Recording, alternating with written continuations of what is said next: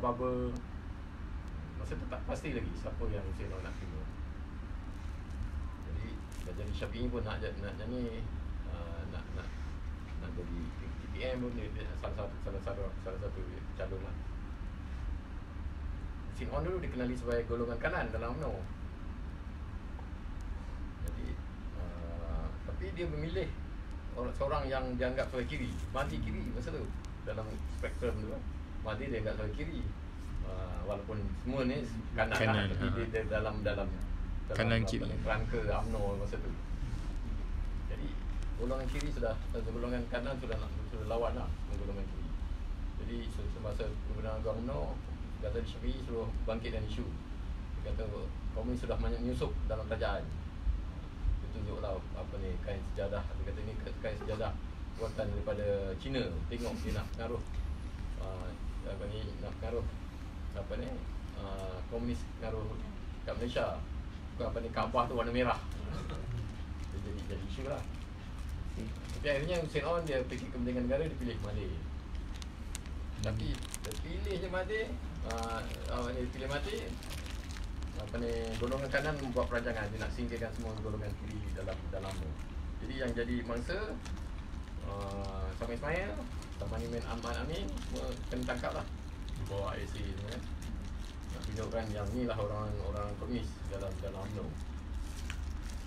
Tapi yang paling besar ialah bila Mahdi nak naik je, dia kena silsilah politik dia Siddiq Gaus kena tangkap. Sebab dia anggap dia dituduh sebagai ejen KGB. Surat Khabar Watan kena haram. Dia punya penerbit tu masa tu Datuk Sekantara, Datuk Aziz Sekantara, dia pun ketangkap sebab dia siarkan iklan Soviet dalam Surat Khabar Watan. Iklan tu iklan pelacungan kan begitulah. Tapi dia ambil sebagai sebab kenapa ditangkap kan. Ni nak menghalang pengaruh Soviet dalam UMNO. Tapi sebenarnya berlaku kan, dia berlaku juga sebenarnya. Soviet dia nak pengaruhi sebab China dah menguasai. China dia akan dapat sukan dari orang China sini. Jadi dia nak imbangkan, dia nak pengaruh orang Melayu lah. Jadi dalam keadaan saya dari segi innocent, saya dari segi ideologi saya ikut ni kan, tapi dalam politik dunianya macam tu lah. Dia tak lepas apa yang berlaku. Jadi macam sekarang ni pun, walaupun Soviet dah tak jadi komunis, tapi persaingan antar kuasa tu terus berlaku. Putin macam mana masa Putin ni dah belagak, kalau bagi orang Amerika dia dah belagak macam Soviet sama je. Tapi bagi Putin lah, Amerika ni walaupun komunis dah jatuh, dia tetap menyerang Rusia. Jadi bukan kerana ideologi, bukan kerana komunis yang dia lawan Rusia, kerana kapitalis. Maknanya Amerika nak jadi kuasa besar, hegemoni. Jadi dia nak menghalang. Kenapa bila dah bubarkan Soviet, dah bubarkan Pakatan Warsaw, tapi NATO tu masih ada. Lepas tu dia masuk Ukraine ni. Jadi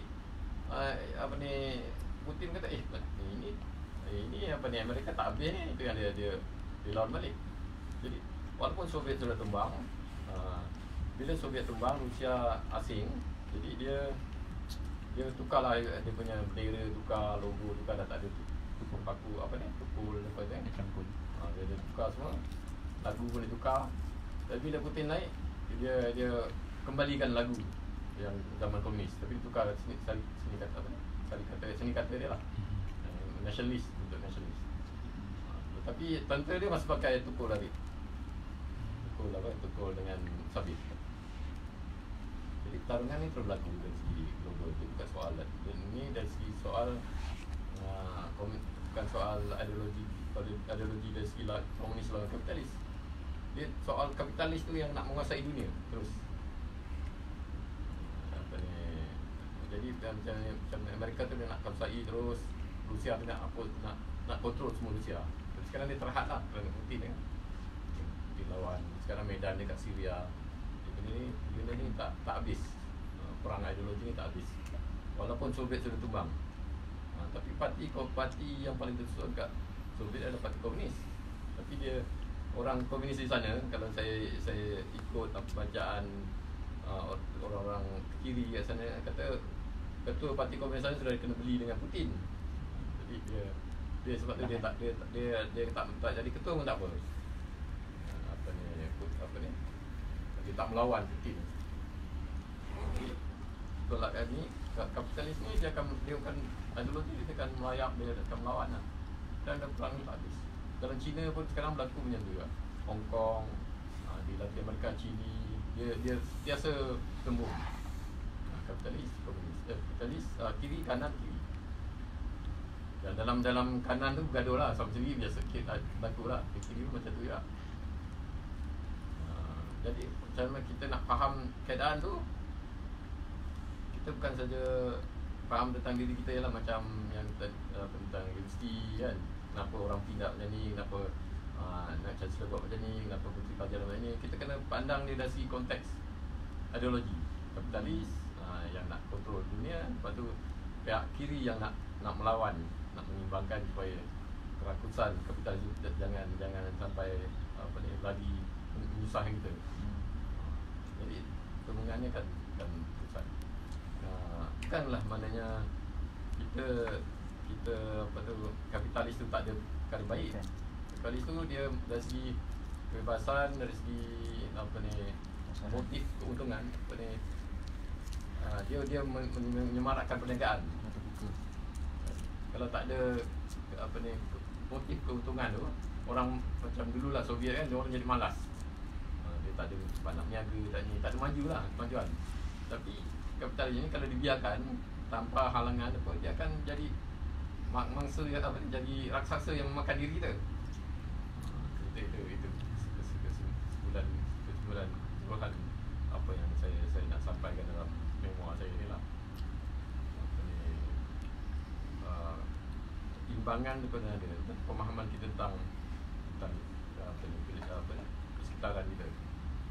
Kenapa kita nak beli barang, kenapa barang perlu dibeli, lepas tu bila berkembang, jadi kenapa jadi masalah dengan alam sekitar, jadi semua jadi sampah, dia menjerut kita balik. Kesimbangan tidak ada lah. Sakitlah saya kan. Kalau ada soalan apa boleh? Tanya soalan.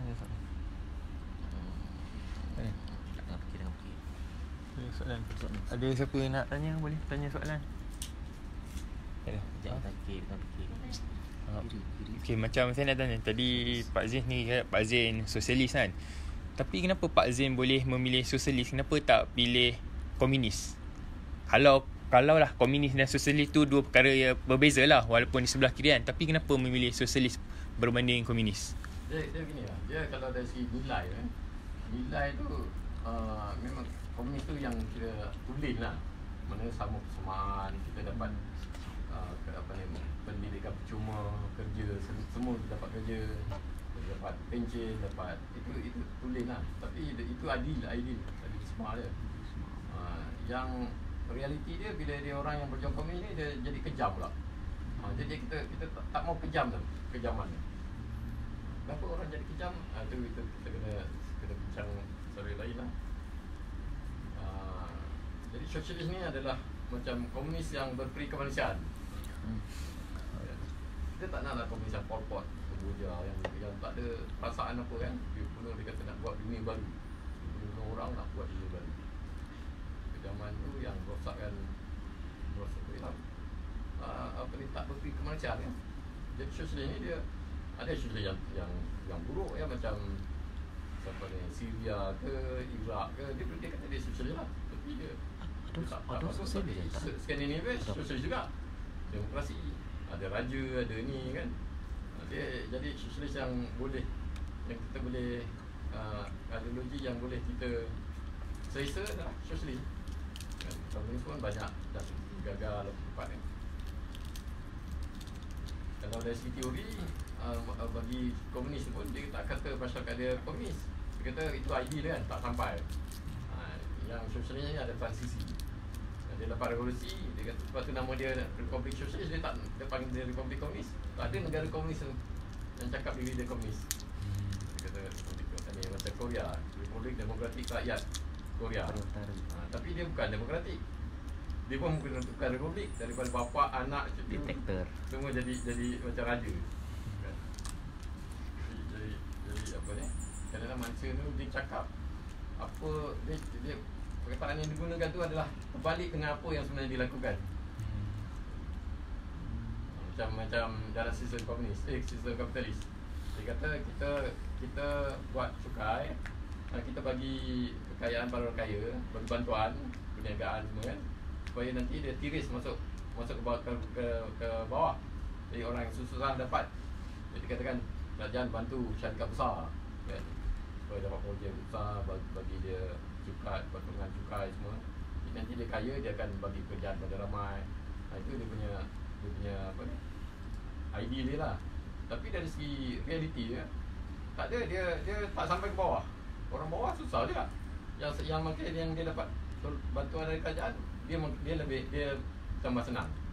Dia teori yang mengatakan dia akan tiris ke bawah sampai ke orang bawah, tak benar. Itu saya nak bandingkan bahawa realiti dengan ideal kan. Itu yang kenapa komunis tu kita nak, dia tu ada satu idealisme yang tak praktikal. Jadi kita terpaksa pilih yang kurang, yang sosialis, yang kita ambil kira lah orang ada, semua orang kebebasan kan.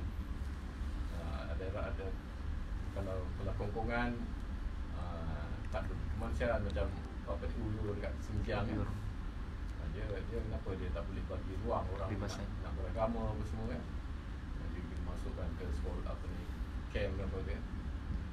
Memanglah dia ada, kalau kita baca tu macam perkara tu ada apa ni, logiknya lah. Dia nak latih budak-budak ni supaya ni anak-anak Uyghur supaya jadi Cina kan, jangan rajin kan. Uyghur saya ingat dia kurang rajin lah. Orang Turki ni kalau kita lah kurang rajin kan. Dia nak macam Cina, mana boleh budaya kan. Tapi dia menyeksa orang lah. Orang nak hidup, nak sembahyang ke, nak buat masjid sendiri tak bebas. Takkan kita nak jadi komunis macam tu kan. Soalan Pak Zin? Ada soalan. Pada pendapat Pak Zin lah, apakah yang akan terjadi sekiranya ideologi kapitalis ni tak berkembang macam sekarang ni, tapi ideologi komunis dan sosialis yang menguasai hegemoni dunia sekarang ni? Apa yang akan terjadi? Kalau kapitalis ni tak menjadi, tapi yang naik komunis dan sosialis, apa yang terjadi? Dia kalau dalam teori ni dia ada apa, dialektik ni kan. Dia ada tesis kan. Kalau kita ada satu tesis, dia akan ada antitesis. Betul, hasilnya dia akan jadi sintesis kan. Maknanya kalau ada, kenapa pharmaceutical timbul? Sebab ada revolusi industri, ada kapitalis. Jadi Marx dan Engels ni pun sebenarnya dia kapitalis juga kan. Dia punya kehidupan dia. Tapi kalau tak ada Engels, Marx tak boleh hidup. Siapa saudara Marx? Tapi Engels ni jadi penggerak penting, walaupun dia dari segi kerjaya dia adalah sebagai kapitalis.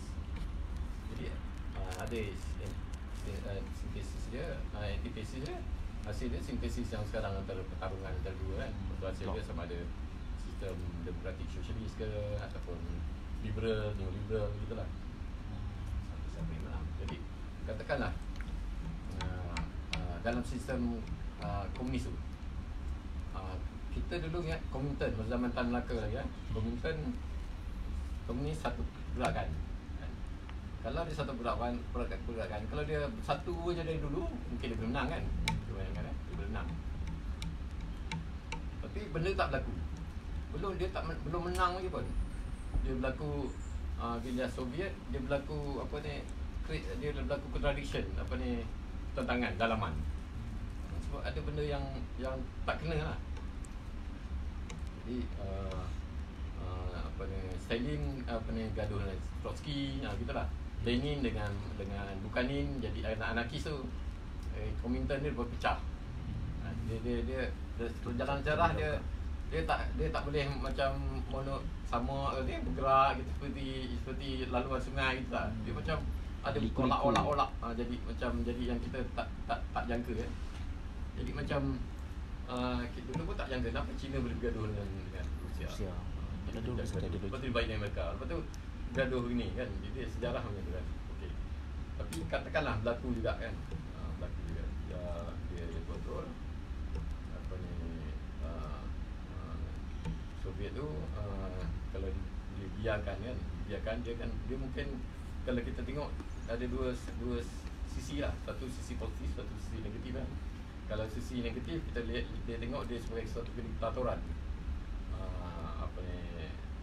dunia kan. Lambang dia kan lambang dunia Soviet, dia nak satu dunia jadi komunis. Jadi tu negatif, dia kontrol semua orang tak boleh buat negara bawah. nasionalisme tak ada. Dia kalau tadi kan bincang nasionalisme tu duduk mana? Nasionalisme sebenarnya kanan. Kalau dari segi kiri dia internasionalisme. Spektrum. Kita tak ada negara-negara yang kita tak ada kalau dari segi kiri. Tapi dari segi praktikal realiti tak boleh kan. Orang mesti ada nak buat negara. Kaum, bangsa semua. Jadi tapi dia bila nasionalisme kiri maknanya dia kan nasionalisme yang melayan rakyat. Dia jadi nasionalisme kiri. Kalau nasionalisme kanan dia melayan pemodal gitulah. Okey. Jadi diktatoran itu kalau dia jadi baik dia capailah yang seperti yang dia idealisme kan, jadi dunia komunis kan. Kalau yang positif jadi semua elok, kalau negatif semua kena tekan kan. Dia berjalan salah, kita tak boleh nak fikir. Kita boleh jadi alternative history kita rancang kita buat satu novel ke gini ni boleh lah. Tapi realitinya tak macam tu. Jika kalau Jepun dia bergaduh. Kita kadang-kadang suka juga nak fikir sejarah ni. Itu kalau Soviet menang macam mana? Alternate.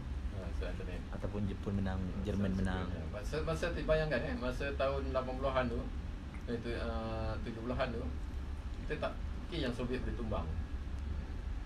Malah macam Lee Kuan Yew pun suruh anak dia Lee Kuan Yew yang sekarang suruh belajar bahasa Rusia. Dia tak ada suruh belajar bahasa Cina, suruh bahasa Rusia. Dia kan Rusia boleh menguasai. Dia boleh dengan prospek tu. Tapi benda tu tak berlaku lah. Tapi kalau kita fikir terbalik pula, katakan kalau kapitalis menang semua kami komunis semua tumbang, Cina pun tumbang semua, apa akan berlaku? Itu yang bila Soviet tumbang, Francis Fukuyama kan tulis The End of History, berakhir sejarah. Jadi semua yang menang adalah kapitalis. Jadi kita ingat itulah masa tu 80-an. Tapi tak macam tu. Sekali timbul gerakan sosialis rata-rata timbul, naik balik. Yang ada pun kekal, Vietnam kekal, China kekal, Korea kan kekal. Korea tak jatuh lagi. Dulu kita ingat Korea boleh bersatu dengan Korea Selatan. Jadi macam Jerman tak jadi juga. Jerman Barat, Jerman Timur. Benda yang sejarah dia sejarah yang tak boleh disangka. Kemudian ada pula macam di India, parti komunis dia boleh menang, Nepal. Dia boleh menang pula. Dia mau lah tu, bukannya komunis yang biasa-biasa yang macam parti komunis Jepun tu lain lah. Dia jenis lembut kan. Tapi ni maunya jenis dia gerila. Lepas tu dia masuk ke raya dia boleh menang jadi kerajaan. Lepas tu tumbang, kalah ke raya pula. Lepas tu parti sosialis lain naik. Jadi idea sosialis tu hidup. Kita pun tak sangka dia boleh terus. Kemudian di Latin America yang tu menang. Pada satu masa tu semua satu benua tu parti sosialis menang. Brazil, Argentina, Chile. Lepas tu dah lepas dua penggal tak dapat tak dapat penuh manifesto dia, kalah. Orang kanan pula naik. Sekarang tengah golak balik Chile, Argentina, Brazil, Bolivia. Jadi nak kata ideologi sosialis ni habis, the end of history tu tak the end. Jadi sambung yang kita tak tahu ke mana. Lepas tu macam yang sekarang saya pun dulu tak terbayang yang ada jangan Tan Melaka boleh berlaku kat UFC.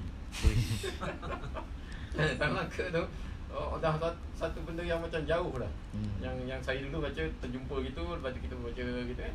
Saya ingat dah orang dah takkan jumpa lah. Tapi dalam tahun 2019 tiba-tiba ada ni. Dulu saya tak sangka parti sosialis tu boleh ada. Ada satu masa Syed Hussein kata kita gugurkan nama sosialis sebab dah tak laku dah. Masa tu pun saya pun cadang kata apalah pakai kepala lembu, tukarlah ni moden sikit. Ni ada gambar kepala lembu. Sekali parti sosialis tu pun tunjuk tangan tu kena okey lah. Ada pula boleh daftar menjadi parti sosialis. Lepas tu benda yang kita tak sangka kan. yang Saifuddin pun tak sangka. Parti Sosialis dia dapat 1 kursi parlimen, 1 kursi dun. Kemudian salah perkiraan tu hilang semua. Lenyap macam tu. kursi. Jadi benda-benda ni sekali ada NGO yang saya tengok kekirian. Saya tak sangka benda tu timbul. Yang Indonesia pun timbul dah. Yang orang-orang PKI, anak-anak orang PKI tu boleh keluar balik. Cakap lantang apa semua nak bongkar balik peristiwa Gestapo semua kan, benda yang dulu kita ingat dah lalu kan. Jadi dunia tu berubah kan. Lepas ni saya rasa tak ada orang boleh macam Fukuyama kata ni dah last kita menang, tak ada. Memang kanan dan kiri tu sentiasa akan ada tolak zaman-zaman. Kalau kita tengok sebelum wujudnya idea apa yang dinamakan sosialis pun benda tu berlaku. Zaman dulu raja, rakyat, orang akan berjuang untuk keadilan. Baik dalam masyarakat kita pun kenapa Islam berkembang di Nusantara ni sebab masa zaman Hindu dulu dia penguasaan oleh bangsawan dia kuat. Dan dia ada kasta banyak kan. Jadi rakyat bawah lama tak tahan bila datang agama Islam datang, ini satu pembebasan.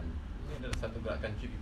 Itulah agama tu satu jadi proses gerakan rakyat yang kiri. Jadi macam tadi kan, agama tu nak letak mana? Agama asasnya adalah sebelah kiri, sebelah kanan. Sebab dia kiri ni dia macam dia fikir bukan fikir yang bukan fikir tentang hal ketuhanan, kita tentang masyarakat. Jadi dia duduk sebelah kiri. Yang hal agama yang kita tak boleh nak bayangkan macam mana, kita sebelah kanan. Tapi Islam kiri pun ada. Islam yang memikirkan tentang manusia hari ini, maknanya bukan tentang akhirat. Itu Islam kiri. Tapi nak kata terlepas dengan akhirat tak juga. Kita ni beramal, amal tu kerja yang baik kan. Jadi dia Islam kiri. Jadi benda kanan kiri tu mana-mana ada. Dia macam kontradiksi kan. Sebab tu dalam macam falsafah Cina pun yin yang kan. Kiri kanan tu dia singlah. Korea pun ambil lambang tu kan. Dia kanan kiri. Hitam putih. Dua-dua. Okey.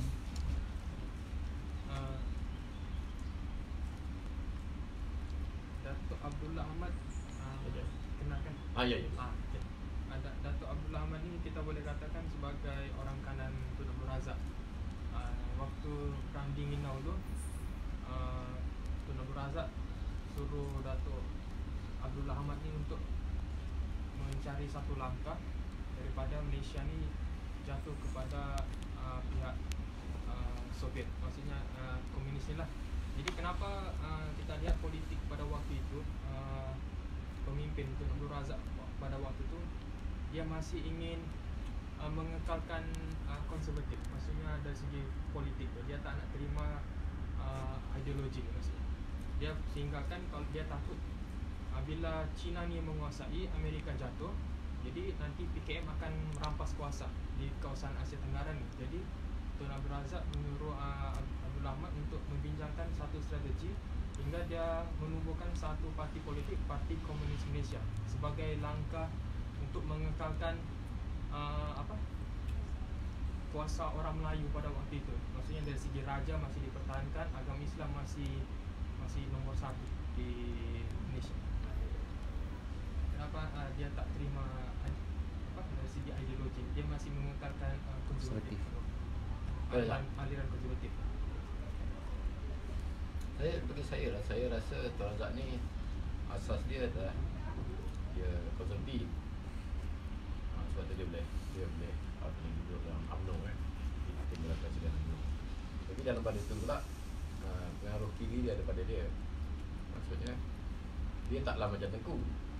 Dia walaupun dia bangsawan, dia bangsawan peringkat dia bukanlah sultan kan, tapi dia bawah dia orang kaya kan. Dia peringkat orang kaya, tetap jawatan keluarga dia, bapak dia kan, Datuk Najib ni lah. Jadi dia berdarah, kalau kita kira dia berdarah bangsawan, tapi dia ni rakyat. Dia duduk walaupun dia kecil-kecil pun kita pun pelik hari ni kenapa orang bangsawan tapi kaki ayam. Itu susahnya zaman tu kan. Tapi dalam konteks masyarakat Melayu memanglah dia kira bangsawan lah, feudal kan, bangsawan. Melayu ni senang je, dia ada bangsawan dengan orang biasa. Orang biasa ni banyak orang lah, petani apa tu kan. Jadi Tun Razak bentuk oleh tu, tapi dia bangsawan yang susah kan. Jadi kita kata pengaruh kiri tu ada pada dia kerana pergaulan dia, tapi dari segi asas dia adalah kanan lah, konservatif. Sebab dia dalam struktur masyarakat yang macam tu. Tapi kemudian di Malaysia ni dia ada, di Melaya pun dia ada satu ironi atau kepelikan ya. Jadi bila orang British dia nak kekalkan kuasa dia ambil lah orang anak-anak bangsawan ni latih belajar kat MCKK kan. Itu bukan satu tempat belajar untuk dilatih untuk menjadi orang kolonial kan. Jadi macam kaki tangan dia lah, dan atas orang putih, sebelah bawah ni bangsawan ni. Sebab orang putih tak boleh kontrol semuli. Dia tak ramai, dari segi bilangan tak ramai. Dia tak boleh bawa ramai-ramai dari sini. Dia bukan nak duduk sini. Tapi dia nak kuasai ekonomi, politik. Jadi dia nak perlu orang yang tolong dia. Sama dengan Belanda juga. Dia perlu ambil sultan, ambil orang feudal ni jadi dia punya kaki tangan. Jadi dia kena ajar sistem British tu, jadi MCKK. Jadi yang saya nak kata ironi ni, bila dah belajar tu dia latih sebagai lawyer, pergi ke England kan. Tapi di England gerakan kiri tu kuat. Lalu parti buruh baru nak naik. Jadi Tun Razak masuk parti buruh. Kenapa tak masuk parti konservatif? Sebab konservatif ni orang putih semua kan. Takkanlah dia boleh bagi, tak ada tempat lah bagi orang yang bukan orang putih kan. Parti buruh dia bagi dia orang kiri, orang sosialis ni dia bangsa ni tak ada. Jadi dia banyak orang masuk parti buruh, masuk dari Kuala Lumpur ke ni apa ni, Tun Razak. Jadi ada pengaruh kiri di situ. Jadi bila masa Jepun masuk, Tun Razak bersama dengan British lah nak lawan Jepun tu. Jadi masa tu yang lawan Jepun adalah komunis dengan British. Masa tu satu sekutu kan. Jadi saya kata dia campuran antara konservatif dengan kiri, atau pemikiran Tun Razak. Okey. Lepas tu bila Tengku adalah jelas belah kanan. Tapi sungguh pun gitu, dia kanan. Dia tak adalah nak bawa Malaysia ni masuk ke Pakatan Amerika dalam Siatu. Dia lebih cenderung pada British. British ni ada kiri dia dalam British ni. Parti buruh British adalah lebih kiri daripada Parti Demokratik Amerika. Demokratik Amerika liberal. Tapi liberal sana lah yang kalau kat konteks Amerika, liberal tu adalah kiri di Amerika. Jadi macam sekarang kan senang tahu Bernie Sanders tu dia bertanding. Dia kata dia sosialis. Okey, tak apa. Jadi bila dia balik sini, dia bawa Tengku ni memang konservatif. Dia pro Amerika, pro Barat. Tapi dia tak naklah bawa sampai Malaysia ni jadi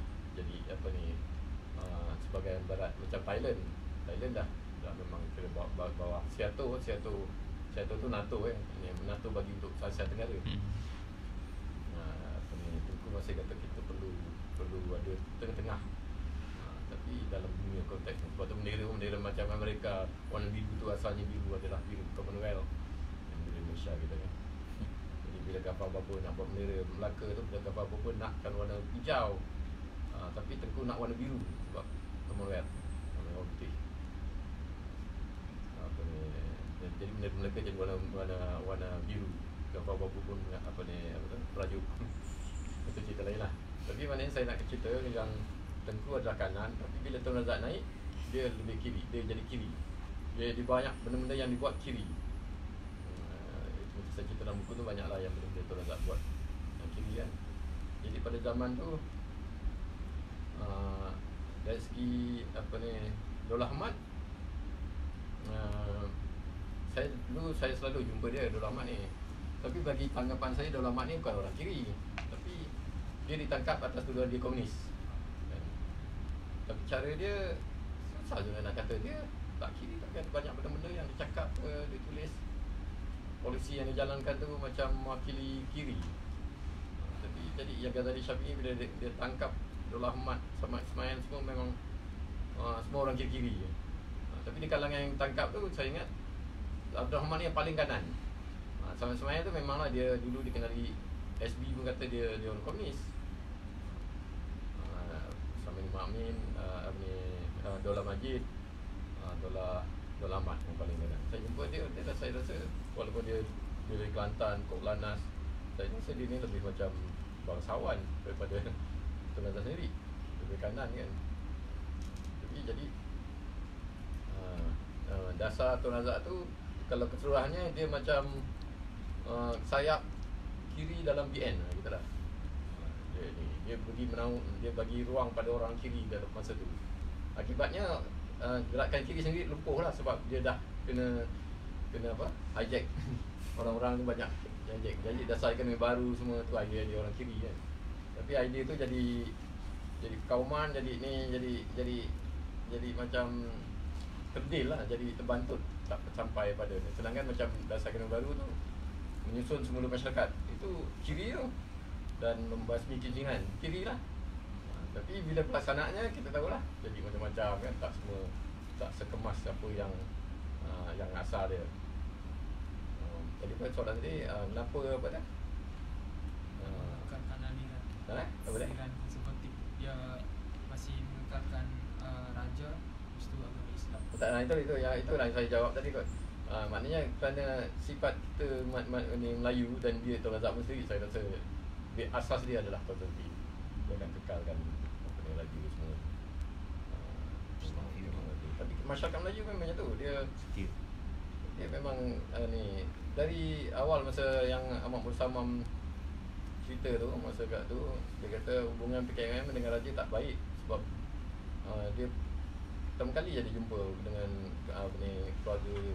dengan keluarga di Raja Perak kan. Jadi dia buat dialog dengan satu kan. Jadi dia hubungan dia golongan kiri ni dengan raja tak berapa tak elok kan. Jadi itu yang maknanya antara perkara yang PKMM tak dapat sambutan bandingkan UMNO. Jadi dia sikit dengan orang-orang intelektual dia dapat masuk kan. Dia tak pernah bahas PKM dalam dalaman, tak pernah bahas perlu raja ke tak raja, tapi kita faham kalau dia nak ikut Indonesia maknanya dia tak raja lah kan. Dia tak pernah bahas. Tapi Melayu memang kuat. Soal raja ni tak boleh sikit sangatlah yang tak nak raja kan. Kemudian bila Melayu Union, apa sekarang mula-mula Melayu Union tu, dia buku tu ada cerita dalam buku Muhammad Somam. PKM sokong Melayu Union mula-mula. Tapi dia sokong, dia katalah bagi situ, dia sokong sebab dia menyatukan semua negeri-negeri jadi satu entiti. Jadi kita tak ada masalah negeri lain, undang-undang lain, jadi banyak sangat kerajaan kan. Jadi ada satu kerajaan je. Jadi dia sokong kerana kesatuan tu. Jadi dia jelaskan tentang sistem union dengan federal. Bang Musa jelaskan. Union adalah macam Indonesia, satu negara, satu bendera. Federal adalah banyak negeri-negeri. Jadi federal. Jadi KMM sokong yang satu negara. Jadi senanglah. Kalau undang-undang syariah tu pun semua sama kan. Taklah negeri Perak lain, Selangor lain apa semua. Itu dia kata. Tapi bila dia dapati bahawa tujuan Melayu Union adalah untuk mengekalkan penjajahan, baru dia tolak. Baru dia sama dengan UMNO lawan. Tapi itu yang dia cerita. Tapi yang apa yang saya sangka mungkin dia sokong Melayu Union sebab soal raja. Dia tak ada raja, dia pun dia sokong. Tapi bila tengok orang Melayu dengan raja ni, dia pusing kan. Dia takut lah, dia tak hilang sokongan ke apa kan. Baru dia masuk UMNO. Sebab hanya dengan raja tu baru rakyat boleh bersatu masa tu. Kalau Dato' On tak keluar kempen, tak sedar orang.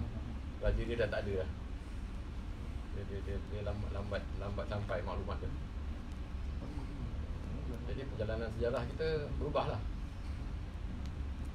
Jadi konsep yang yang macam sekarang tu saya rasa isu raja dari segi gerakan kiri, kalau bila tengok Sweden lah contoh yang mengamalkan sistem demokratik sosialisme ni, dia ada semua, Norway, Sweden, Denmark, semua raja ada.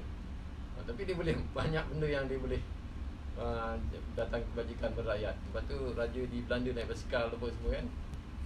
Jadi benda tu tak isu raja dan bagi golongan kiri tak jadi isu besar. Yang penting adalah raja itu sendiri.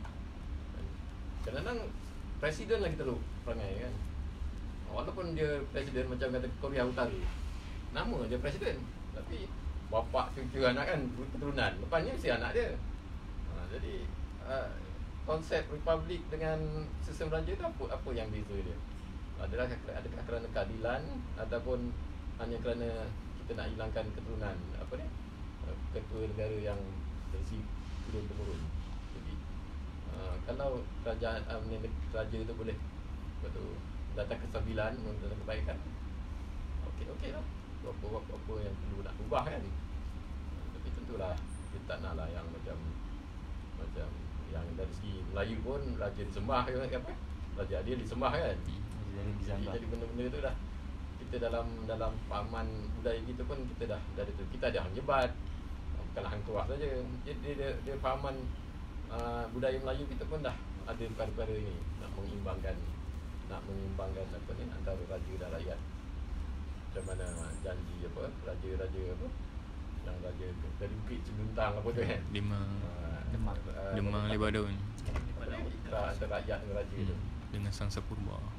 Satu dari segi sistem itu kan jadi isu besar lah soal turun-temurun ni. Cumanya kadang-kadang kalau saya tengok Singapura, hari tu presiden lama tu dia ada keluarkan buku tebal lah, cerita macam mana dia susah dulu kan, dia ketua guru, lepas tu dia boleh naik sampai jadi presiden ni.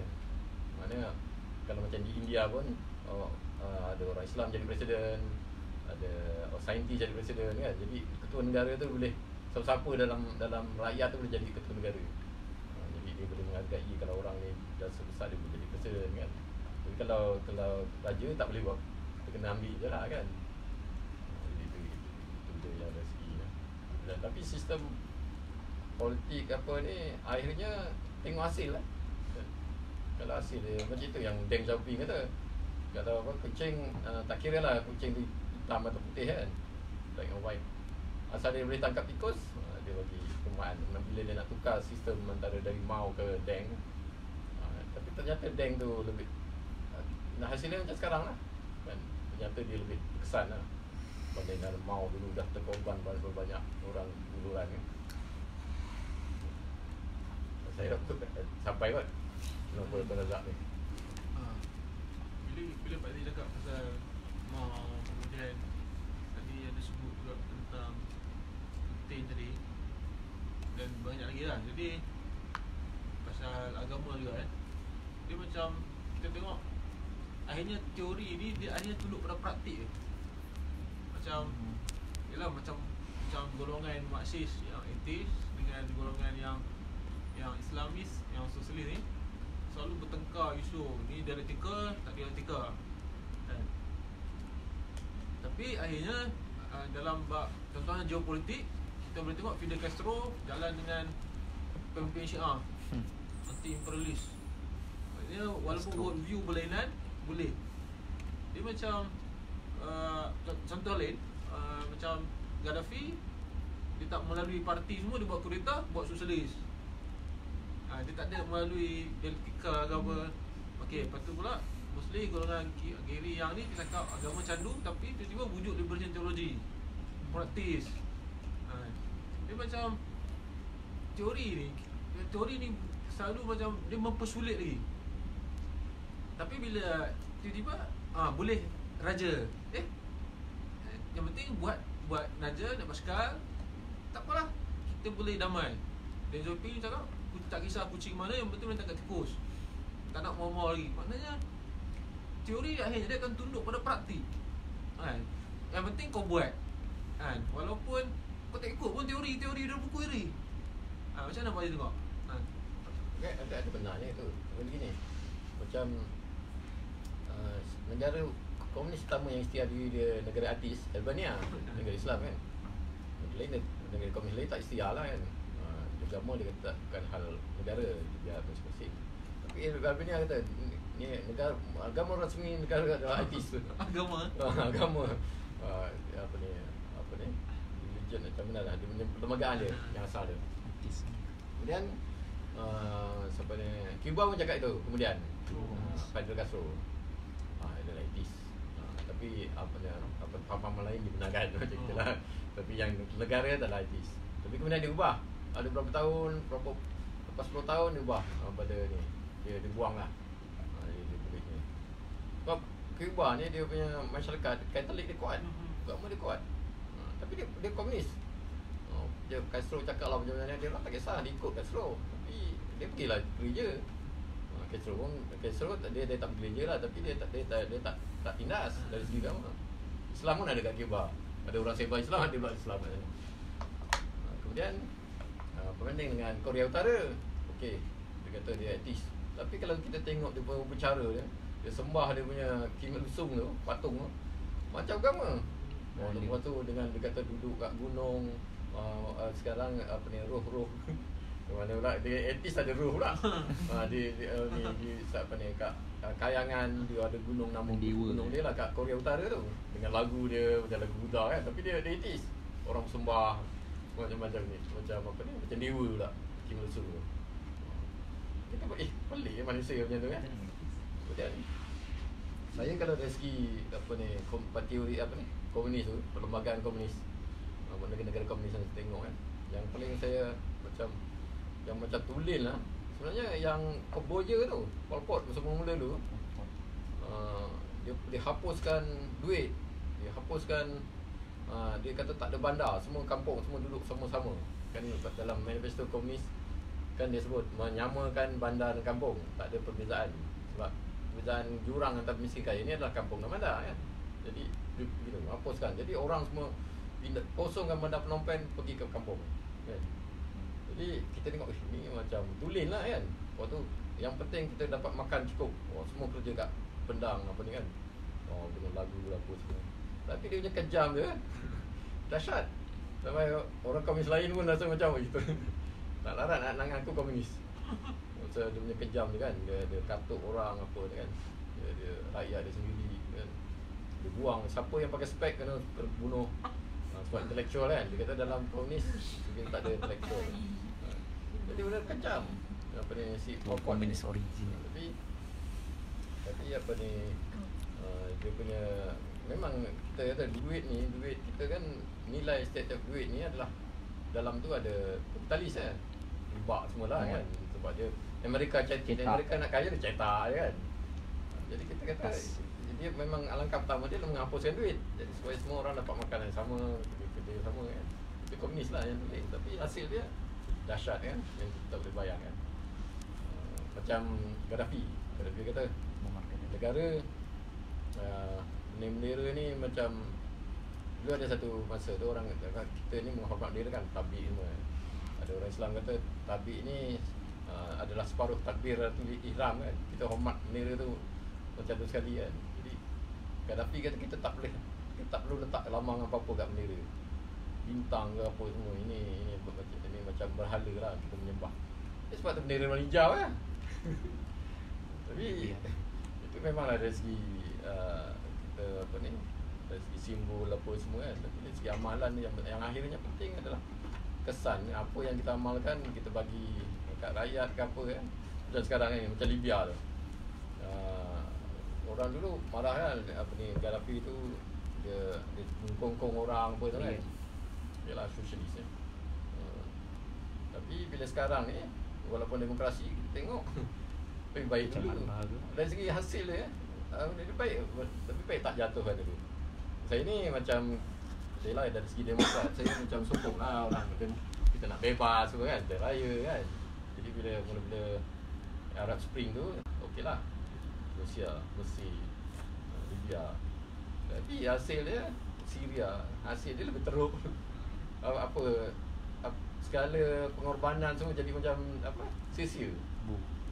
Arab Spring tu baik-baik kekal lah. Hanya sama dengan Saddam terkenal dengan kejam, kita pun dengar macam-macam. Tapi sekarang lagi dahsyat keadaan di sana kan. ISIS lagi dahsyat. Kita tak boleh nak apa, nak gamak, nak gambarkan ini. Betul sekarang ni Iraq yang jadi antara yang nak bela rakyat, parti komunis timbul menang pilihan raya pula. Apa ni, dia bersekutu dengan parti Syiah, dapat dapat menang di Baghdad, Batu Bandar.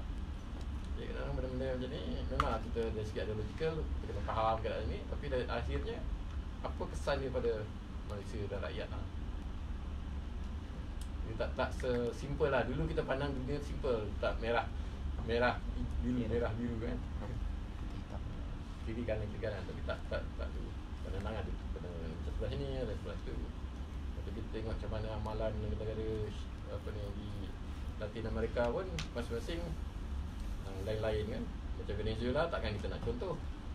Kita tak boleh terima lah kesusahan orang Venezuela asal daripada polisi Maduro dengan siapa nama dia sebelum Hugo Chavez kan.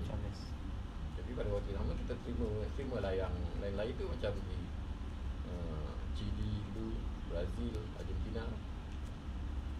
Tapi kita tak boleh terima lah korupsi Presiden Brazil tu, kalau betul lah dia korupsi kan. Tapi orang kata dia dalang, Amerika dalang tu buat lain lah kan. Itulah kan. Ada salah ni? Tak ada. Tak ada.